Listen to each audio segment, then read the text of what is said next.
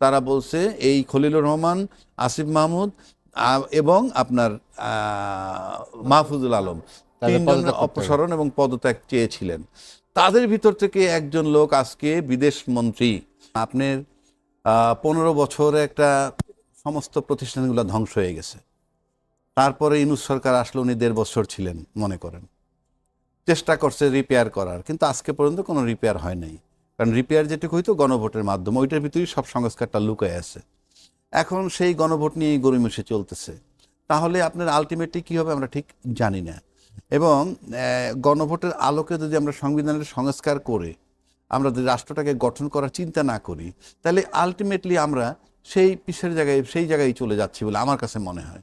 কারণ যে যে উদ্যোগগুলো আমরা ভালো দেখতেছি, পাশাপাশি দেখেন খুব অল্প সময়ই সরকারের নিয়ে তো এখন কমেন্ট করা যায় না, টাইমটা তো খুব একদম নতুন।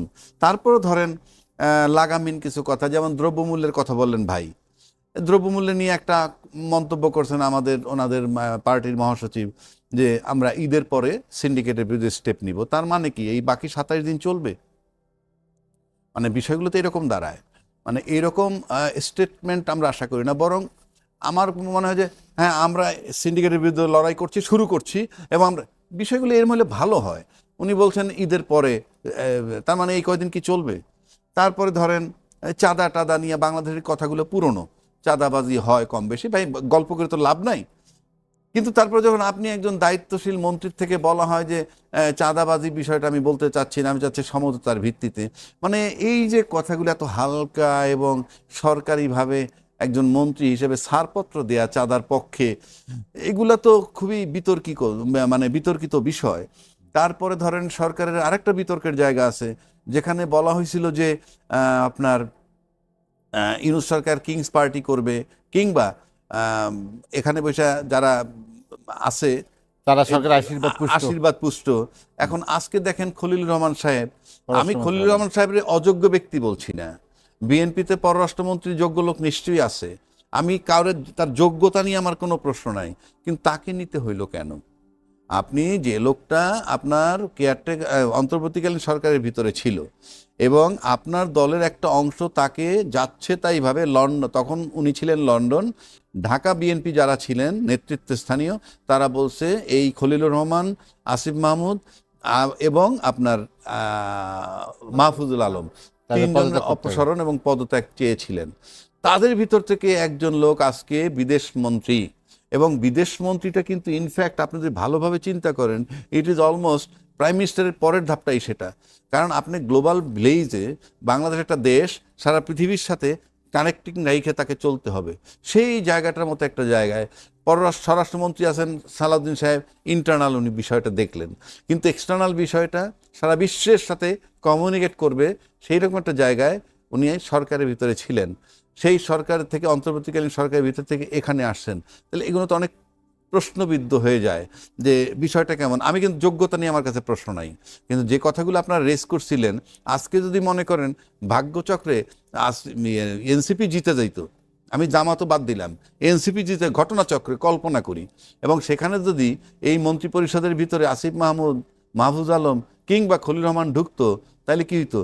পরিষ্কার ইঞ্জিনিয়ারিং হয়েছে এবং রাস্তা আন্দোলন হয়ে যেত এবং নির্বাচন মাইনে করা হইতো। কিন্তু যখন আপনি 2/3 পেয়ে গেলেন, আপনি সব কিছুর ঊর্ধ্বে উঠে গেলেন। তাহলে এই যে তাদের অন্তর্বর্তীকালীন সরকার নিয়ে আপনাদের যে প্রশ্ন বিষয়গুলো ছিল, সেগুলো তো আপনারা এখন সহাবস্থান করতেছেন সেই সরকারের সাথে, তাহলে অনেক কিছু তো প্রশ্নবিদ্ধ হয়, এটা তো আমরা আশা করি নাই। সুতরাং আমি জানি না সামনে কি দিক হবে, কিন্তু অনেক প্রতিশ্রুতি ভঙ্গ হয়ে গেছে ইতিমধ্যে। আপনি যদি গণভোটের প্রতি নজর দেন, কিংবা কিংস পার্টি হিসেবে অন্তর্বর্তীকালীন সরকারের একজন এখানে মন্ত্রী, এগুলো সবই কোশ্চেন মার্ক। তারপরে মন্ত্রীর এরকম কমেন্ট, চাঁদাবাজির পক্ষে ছাড়পত্র দেয়া, কিংবা সিন্ডিকেট ঈদের পরে ধরবো, মানে ঈদ পর্যন্ত চলবে, মানে এই সব কিছু মিলেলে আমার কাছে মনে হয় যে আমরা লক্ষণটা তো খুব বেশি ভালো দেখছি বলে আমার কাছে মনে হচ্ছে না। তারপর আমি সরি যে অলরেডি বোধহয় বলছে তারেক রহমান সাহেব, আমি শুনছি যেটা, যে 3 মাস না 6 মাস একটা মেয়াদ দিছে, সমস্ত 180 দিনের 6 মাস পারফরমেন্স দেখবে, তারপরে হয়তো উনি অ্যাকশন নেবেন।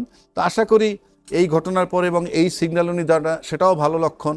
তার ভিতরে যদি এই সিগন্যালের ভিত্তিতে যদি সংযত হয়ে যায় মন্ত্রীরা, কথাবার্তার দিক থেকে, সিদ্ধান্তের দিক থেকে যদি সংযত হয় ভালো, আর যদি সংযত না হয় তাহলে তো তার ইন্টারনাল প্রবলেমটা সেটা দূর করা, সেটা ঠিক রাখাও তার জন্য জরুরি হয়ে পড়বে। আপনি জানেন যে আমাদের যে মুসলিম আইন তাতে কি আছে, যে ভাই আর বোনের মধ্যে সম্পত্তি বন্টন হইলে ধরেন 15 টাকা তার বাবা রাইখে গেছে, তাহলে ভাই পায় 10 টাকা, বোন পায় 5 টাকা। এই তো আইন, এটা তো আইন। আচ্ছা, এখন যদি ভাই আর বোন মাইনে নেয় যে আমরা দুজনে 7.5 টাকা করে নিব, ওই আইনে কি আসে যায়? আমি বুঝাইতে পারছি? কাজে এগুলো হলো একটা দোহাই। 2/3 মেজরিটি পাওয়ার পর আপনার এই সমস্ত অজুহাতগুলো খুঁজতেছেন, 2/3 না পাইলে আপনি এগুলো খুঁজতেন না। আপনার উপরে সবাইকে নির্ভরশীল করতে চাচ্ছেন, করেন। সংবিধান তো মানুষের জন্য সংবিধান না, মানে মানুষের জন্য সংবিধান নো, সংবিধানের জন্য মানুষ তাও না। অর্থাৎ মানুষের প্রয়োজনে সংবিধান টাইম টু টাইম বদল হইতে হবে, টাইম টু টাইম। আপনার লাইফে আপনি দেখেন তো টাইম টু টাইম আপনার জীবনে কত পরিবর্তন আনছেন। আপনি এক সময় কথায় কথায় মারামারি করতেন, এখন করেন না, কথার কথা। টাইম টু টাইম আপনার এগুলো চেঞ্জ হইতে হবে। আপনি গণভোট মেনে নিছেন, কে আদেশ দিয়েছে কোনটা, কোনোভাবে আপনি বেআইনি বলতে পারবেন না। আপনি যখন মেনে নেওয়ার পর ওখান থেকে আপনি সরতে পারবেন না। আপনি একটা জিনিস একজনকে ফ্রি দিয়ে দিলেন, এরপর আর ফেরত নিতে পারবেন না, কথার কথা বলছি। অর্থাৎ আপনি যেটা সিদ্ধান্তটা মেনে নেবেন, দ্যাট বিকামস এ ল। যে যত গল্প আইনই আছে, আমি এখন আইনের কথা বললে হয়তো সবাই ভাববে যে এখানে আইন বুঝাই দিন। আপনি আইনি আপনি একবার যদি মেনে নেন, সেখান থেকে আপনি সরতে পারবেন না সব জায়গায়। সুতরাং আপনি গণভোট মেনে নিছেন। আপনি মেজর হাফিজ সাহেব বললেন, হ্যাঁ গণভোট না হলে নির্বাচন হইতো না, তাই আমরা মেনে নিয়েছি। বিষয়টা কি হইলো? তাহলে পিওর কি ফাঁকি দিলেন জনগণকে? তাই এস্টাবলিশড হয় না। আপনি তো এত হালকা কথা বলা তো ঠিক না। আপনি প্রত্যেকটা যুক্তি আপনাদের খোরা যুক্তি দেখতেছি। সংবিধানে বলছে 2টা ওত নাকি নিলে একটা আগেরটা, এই সংবিধানে বলা আছে যে একটা ওতের পর একটা ওত নিলে আগেরটা বাদ হইবে। কোথায় লেখা আছে এটা?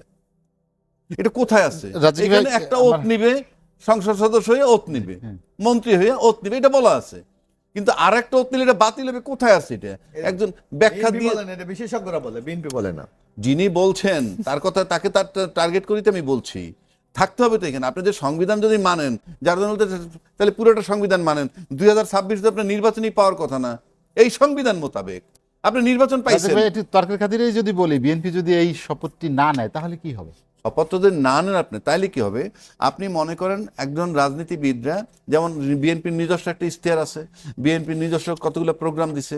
এই প্রোগ্রাম তো বিএনপির একার না, পাশ করার পরে সবার হয়। বিএনপি যদি ফেল করতো তাহলে তো এইটা সবার জন্য বাস্তবায়ন করতো না সে। এখন পাশ করার পর এটা কিন্তু শুধু বিএনপির যারা সম্পৃক্ত তা না, এটা সবার জন্য। এই ফ্যামিলি কার্ড করবেন সবার জন্যে, আপনি খাল খনন করবেন সেটার উপকার অপকার যাই হোক সবার জন্যে, আপনি গাছ লাগাবেন সেটার উপকার অপকার সবার জন্যে। তার মানে হচ্ছে আপনি যখন প্রধানমন্ত্রী হয়ে গেলেন, দলটা ক্ষমতায় চলে গেল, তখন আপনাদের সমস্ত কর্মকাণ্ড সবার জন্যে। সমস্ত কর্মকাণ্ড যদি সবার জন্য হয়, তাহলে সবাইকে যে প্রতিশ্রুতি আপনি দিছেন, গণভোটের আপনার প্রতিশ্রুতি দিছেন, তো এই যে প্রতিশ্রুতি যদি এখন ফলো না করেন, না করলে প্রতিশ্রুতি ভঙ্গ হলো। ভঙ্গ হলে পরে তার কনসিকুয়েন্সটা কি হতে পারে সেটা তো আমি এখন বলতে পারবো না, কারণ কোনো শঙ্কা জায়গায় কিনা সেটি আপনাকে জানতে। আপনি সেটা তো নির্ভর করবে পার্লামেন্টে যারা সরকারি দল, বিরোধী দল, তাদের বাকবিতনটা কি চলে, তারা পার্লামেন্টের ভিতরে সীমাবদ্ধ থাকতে পারে কিনা, নাকি পার্লামেন্টের বাইরেও তাদের চলবে, ভিতরে আইনি বিতর্ক যদি আমি প্রত্যাশা করি যে আইনি বিতর্ক যদি শপথ না নিয়ে তারা সংবিধান সংশোধন করে এবং জুলাই সনদ বাস্তবায়ন করে, সেক্ষেত্রে কোনো আইনি আমি মনে করি এই সরকারের জন্য, আমি জানি না আমার কথা তো কিছু আসে যায় না, বরং এই গণভোটের আলোকে, যেহেতু গণভোটের জাজমেন্ট দিছে, তার আলোকে যদি আপনি সংস্কার করেন তাহলে আপনি টোটালটা বৈধতা পাবেন। নাইলে এই সরকার কিন্তু আপনি আইনিভাবে বৈধতাই পাচ্ছেন না। আপনি বলেন না কোন সরকারও তার নির্বাচন দিল, সে সংবিধানে নাই। সংবিধানে যে মেয়াদে নির্বাচন করার কথা তা করলেন না, করলেন ফেব্রুয়ারি 2026-এ, এইটা সংবিধানে নাই। তা আপনি তো সংবিধানের বাইরে আছেন কন্টিনিউয়াস। আপনি এখন ভিতরে ঢুকতে হইলে বেস্ট প্রক্রিয়াটা হইলো গণভোটটাকে যদি আপনি সম্মতি দিয়ে এইটার আলোকে আপনি সংস্কার করেন সবার। এখন শেষ কথা, একটা মিনিট, এই গণভোট নিয়ে এত গড়িমসি কেন? আপনাকে বিষয়টা চিন্তা করতে হবে যে এই গণভোটে যা আছে সব যদি বাস্তবায়ন করি আমরা, রাষ্ট্রের কোনো ক্ষতি হবে না, জনগণের কোনো ক্ষতি হবে না, বহির্বিশ্বের সাথে আমার সম্পর্কের ক্ষতি হবে না, ক্ষতি কার হবে তাহলে? ক্ষতি হবে শুধু রাজনৈতিক দলের, তাদের ক্ষমতার থেকে, তাদের ক্ষমতা ক্ষমতা কমে কুক্ষিগত, সেখান থেকে কিছু ক্ষমতা কমে যাবে। এছাড়া এটার ভিতরে এমন কিছুই নাই যেটা এই দেশের সাধারণ জনগণের, রাষ্ট্রের, ইভেন বহির্বিশ্বে এটার কোনো প্রভাব পড়ে। এটা টোটালটাই আমাদের আভ্যন্তরীণ।